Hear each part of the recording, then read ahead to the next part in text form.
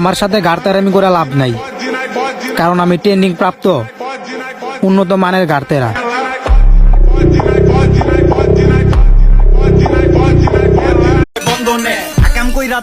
তরে মারতে গ্যাং লাগবো, আমার বন্ধু পাশে দাঁড়াইলে 5 মিনিটে স্পট খালি হয়ে যাইব।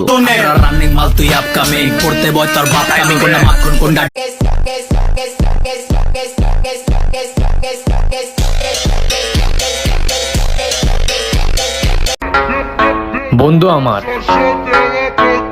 আর আমার সামনে আমার বন্ধুর হুমকি দিয়ে চলে যাবি, আর আমি সেটা তাকায় তাকায় দেখবো, এই কথা স্বপ্নও ভাবিস না।